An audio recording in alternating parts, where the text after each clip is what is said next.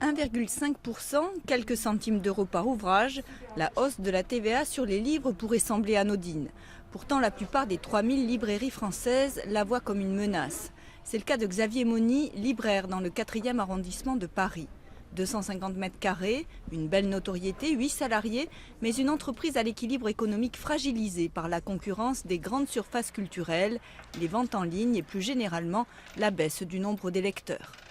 En fait, ça va venir mordre sur cette marge qui est quasiment inexistante. Et donc, de manière artificielle comme ça, on peut dire que la plupart des librairies seront déficitaires à la fin de l'année. Avec une rentabilité nette moyenne de 0,3%, la librairie est l'une des activités les moins rentables de tous les commerces de détail. Pourtant, elle revendique un rôle clé sur le marché du livre et de l'édition. La librairie indépendante est capable de créer un phénomène autour d'un premier roman, par exemple.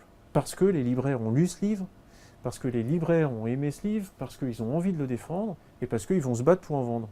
Cette hausse de la TVA va être intégrée dans le prix des livres fixé par les éditeurs de manière à ne modifier ni la marge de l'auteur ni celle des libraires, soit en moyenne 33 centimes d'augmentation par ouvrage.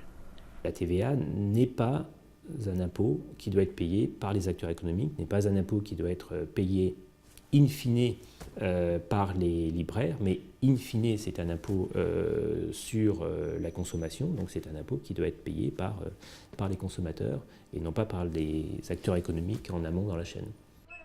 Mais aujourd'hui, selon le syndicat de la librairie française, seuls 20% des éditeurs ont l'intention de jouer le jeu et d'augmenter le prix des livres. Une mauvaise nouvelle pour le secteur qui espère que cette hausse ne soit qu'éphémère.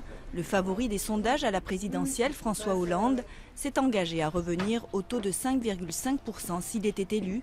En attendant, Xavier va s'atteler à une tâche titanesque, étiqueter les 30 000 ouvrages de sa librairie.